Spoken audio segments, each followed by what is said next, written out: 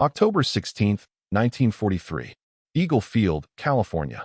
The morning sun cast long shadows across the airfield as Technical Sergeant Mike Leary squinted at the sleek P-51B Mustang fighter before him.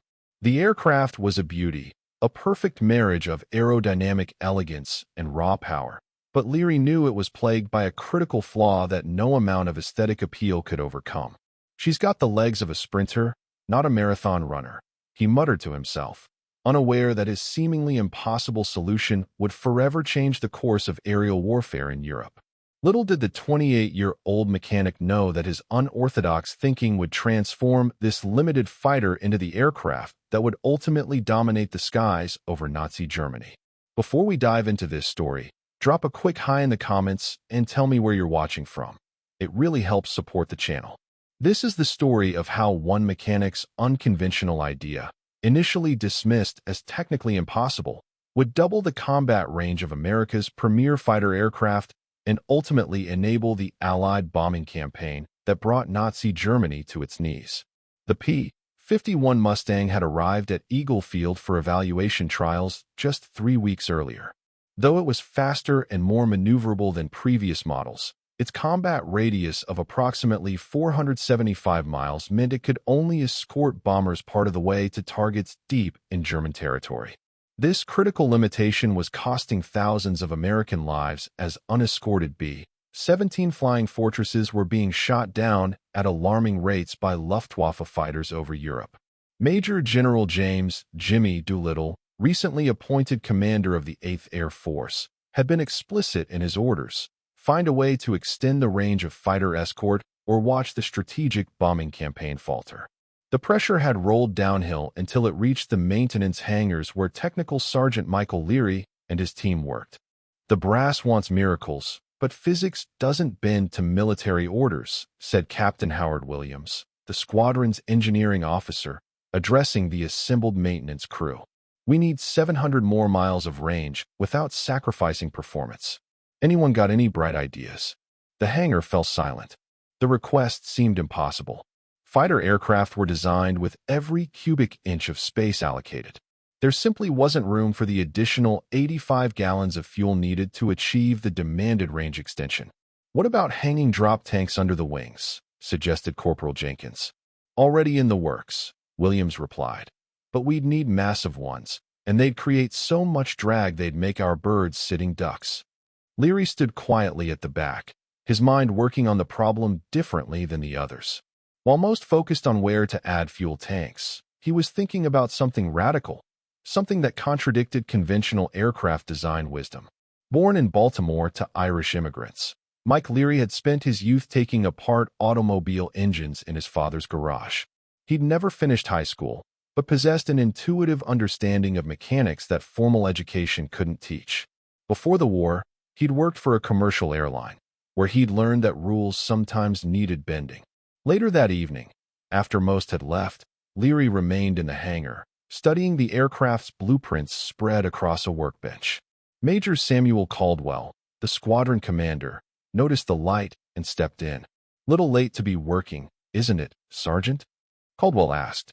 "Just had an idea, sir," Leary replied, not looking up. "What if we put fuel tanks in the wings?" Caldwell laughed. 3 days later, Leary's proposal landed on the desk of Colonel Thomas Hitchcock, a former World War I ace pilot now serving as air attaché at the American Embassy in London. Hitchcock had been advocating for modifications to extend the Mustang's range, recognizing its potential as the bomber escort the Allies desperately needed. Hitchcock read the proposal with growing excitement. Unlike many officers who might have dismissed a sergeant's idea, Hitchcock's experience as a pilot gave him respect for the insights of ground crew. He immediately forwarded the proposal to both the 8th Air Force Command and North American Aviation with his endorsement. At North American's Inglewood plant, Chief Engineer Edgar Schmud initially dismissed the idea. Born in Germany, Schmud had designed the P-51 with elegant efficiency. "It cannot be done without compromising structural integrity," he declared to his team. "The wings are not merely hollow spaces to be filled." But when test data from combat operations in Europe arrived showing the catastrophic losses of unescorted bombers, pressure mounted to find a solution. During the week of October 8th to 14th, 1943, the 8th Air Force lost 148 bombers, nearly 30% of the aircraft sent on deep penetration missions into Germany. Each bomber carried a crew of 10 men. The mathematics of war made a compelling case for risk. "Get me this Sergeant Leary on the phone," Schmid finally demanded. The conversation between the German-born engineer and the Baltimore-born mechanic lasted 2 hours. Leary explained his concept in detail, addressing each of Schmid's technical objections with practical solutions drawn from his experience maintaining the aircraft. "You understand we would need to redesign the wing spars, reposition control linkages, and develop a completely new fuel management system?" Schmid asked. "Yes, sir," Leary replied. "But the P-51's wing is actually ideal for this. Its thickness-to-chord ratio gives us the internal volume we need." By the end of the call, Schmid was convinced enough to order a prototype modification. "If this works, Sergeant, you'll have saved a lot of lives," he said.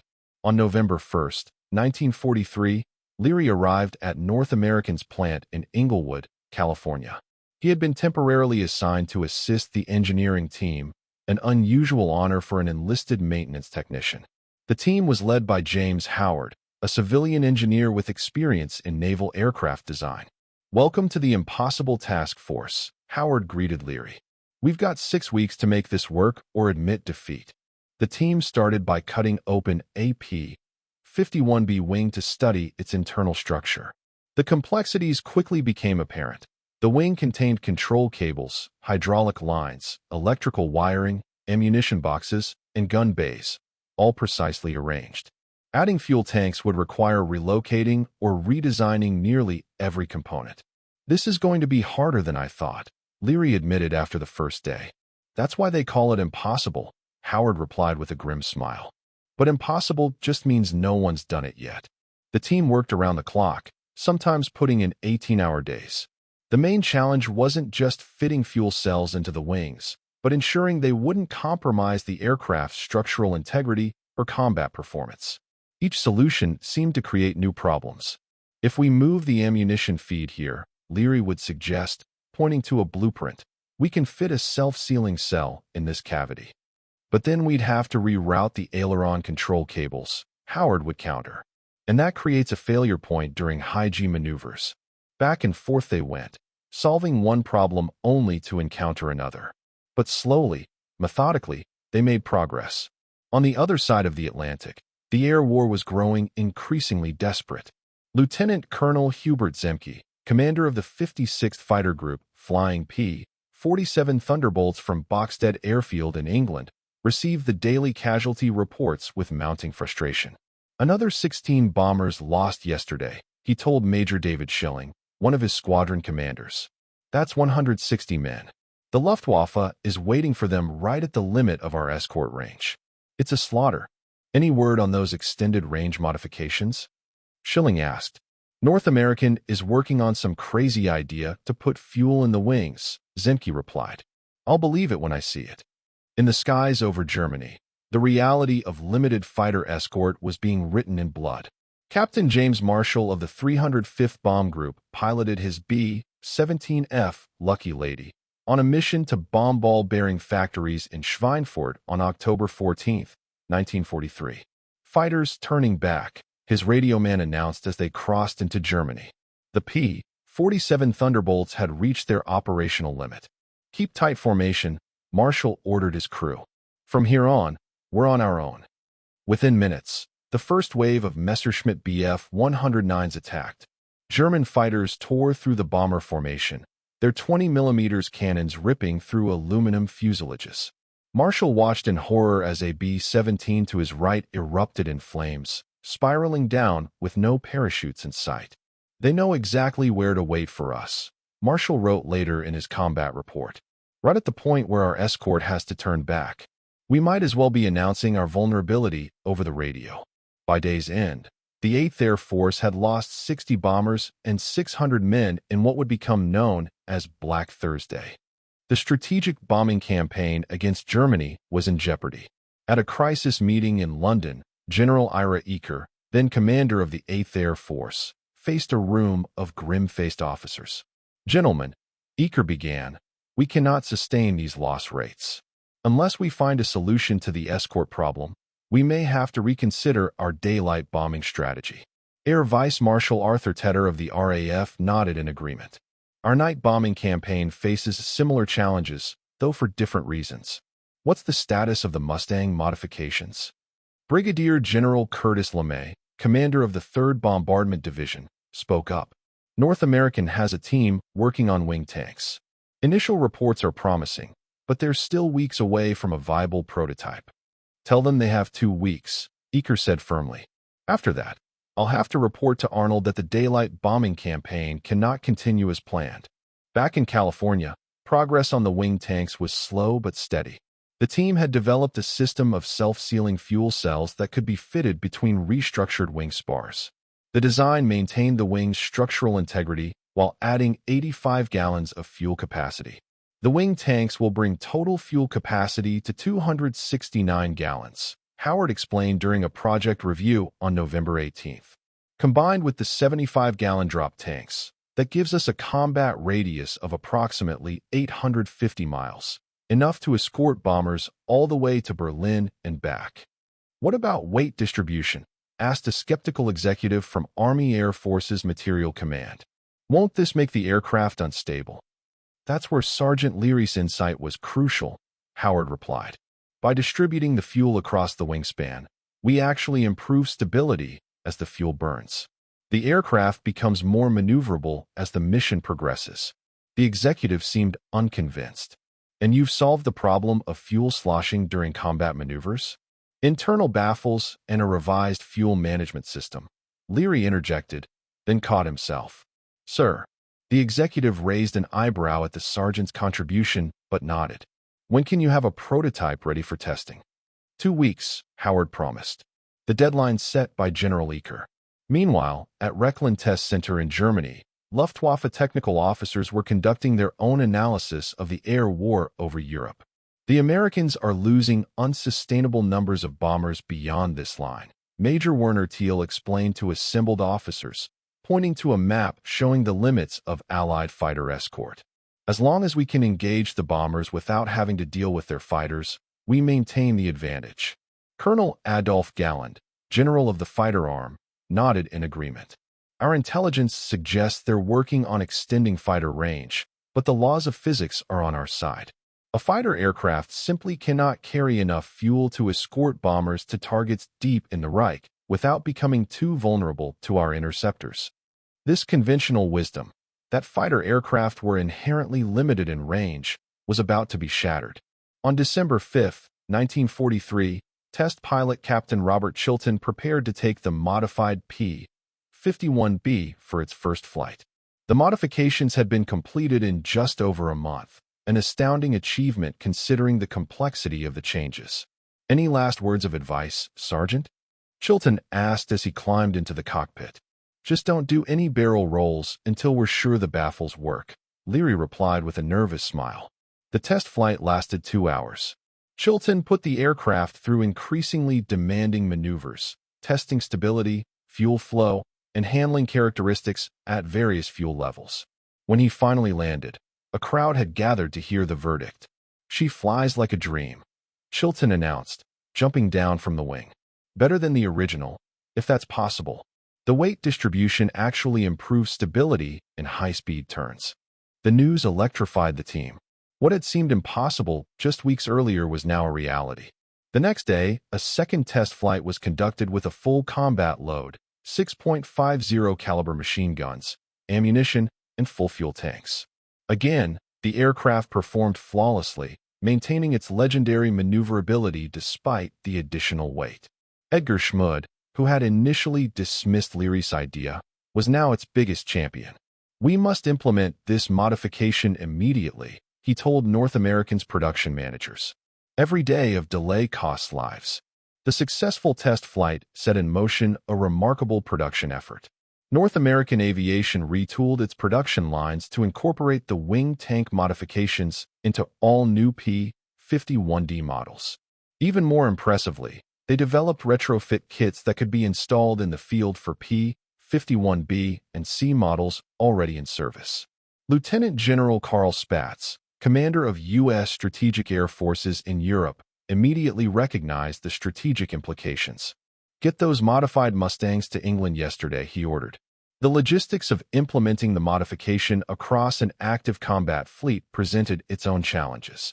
Major Thomas Hitchcock, whose early support had been crucial, now coordinated the deployment of modification kits to maintenance units across England. "We need to retrofit every Mustang in theater within 30 days, Hitchcock told his team. "I want maintenance crews working around the clock. This is our highest priority." The first P-51B aircraft with the new wing tanks arrived at Boxted Airfield in England on January 8, 1944. Among the pilots assigned to fly them was Captain Donald Blakesley of the 4th Fighter Group, a veteran pilot with experience in both the RAF and USAF. "They're saying these Mustangs can fly to Berlin and back," Blakesley told his squadron mates skeptically. "I'll believe it when I see the Brandenburg Gate." On January 11th, Blakesley and 3 other pilots conducted a test flight with the modified Mustangs, flying deep into German airspace to test both the aircraft's range and the reaction of Luftwaffe defenses. They reached Berlin, took reconnaissance photographs of the city's defenses, and returned to base with fuel to spare. Blakesley's report sent shockwaves through both Allied and Axis command structures. "The game has changed," General Doolittle declared upon reading it. "The Luftwaffe no longer has a sanctuary."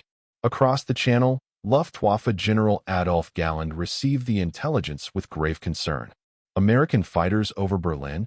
he reportedly asked in disbelief. "This changes everything." The impact of the wing tank modification became fully apparent on February 20th, 1944, during the first day of Big Week, an all-out Allied air offensive against German aircraft factories. Over 1,000 bombers escorted by long-range P-51 Mustangs struck targets deep within Germany. Lieutenant William Johnson of the 357th Fighter Group described the mission in his diary. "The looks on the faces of the Luftwaffe pilots were priceless. They came up expecting to find unescorted bombers as usual, and instead flew right into a hornet's nest of Mustangs. We shot down 17 enemy aircraft for no losses. Our bombers hit their targets and came home intact." The statistics told the story. Before the wing tank modification, bomber losses on deep penetration missions averaged 12 to 15%. After the Mustangs with extended range entered service, losses dropped to 3 to 5%. German fighter pilot Lieutenant Hans-Joachim Marseille of JG-27 noted the change in his combat log. "The Americans have solved their escort problem. Their fighters now follow the bombers all the way to the target and back. Our advantage is gone. We must now fight at all points along the route, with no sanctuary." The psychological impact on German pilots was profound. Oberleutnant Gunther Rahl, a Luftwaffe ace with 275 victories, later recalled, "Before the Mustang had the range to reach deep into Germany, we could conserve our strength, avoid the escorts, and concentrate on the bombers. Once the Mustangs could follow the bombers everywhere, we had no choice but to engage them first. And they were formidable opponents, fast, agile, and now with the range to dominate our airspace." By March 1944, the air war over Europe had fundamentally changed. The Mustang's unprecedented range meant Luftwaffe fighters could no longer wait beyond escort range to attack bombers. Instead, they were forced to engage the highly capable Mustangs directly, a contest that increasingly favored the American fighters. The production numbers revealed the growing Allied advantage. In January 1944, North American Aviation was producing 195 P-51 Mustangs per month. By June, production had reached 315 per month. Meanwhile, German aircraft factories, now under constant bombardment, struggled to produce 150 Bf-109s monthly. Colonel Erich Hartmann, Germany's highest-scoring fighter ace with 352 confirmed victories, later reflected on this period. "The appearance of the Mustang with sufficient range to escort bombers to our farthest cities was the turning point of the air war. We could no longer defend our airspace effectively." The impact of Leary's wing tank innovation extended beyond tactical advantages. The strategic implications were enormous. With bomber loss rates now sustainable, the Allies could maintain consistent pressure on German industry. The psychological effect on German leadership was equally significant. Albert Speer, Hitler's Minister of Armaments and War Production, wrote in his memoir that the appearance of Mustangs over Berlin marked the beginning of the end for German air defense. The statistics of air combat told a sobering story for the Luftwaffe. In April 1944, the kill ratio between P-51 Mustangs and German fighters reached 4.6 to 1. For every Mustang lost, nearly 5 German aircraft were shot down.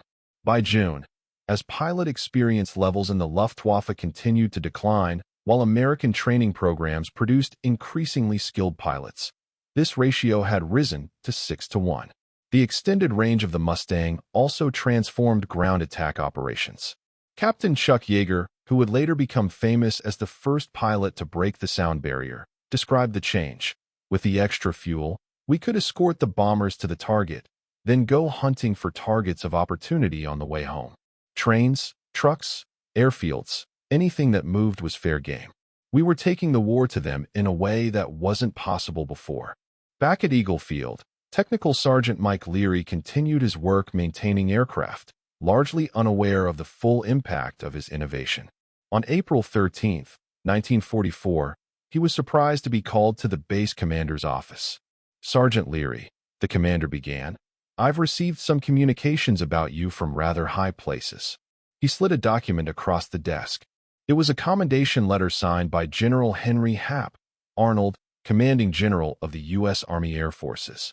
"Your modification to the P-51 Mustang has been credited with saving the lives of more than 5,000 bomber crewmen to date," the commander read aloud. General Arnold wishes to express his personal gratitude. Leary, uncomfortable with the attention, simply nodded. "Just doing my job, sir." "There's more," the commander continued. "You've been awarded the Legion of Merit, and North American Aviation has offered you a position in their engineering department after the war."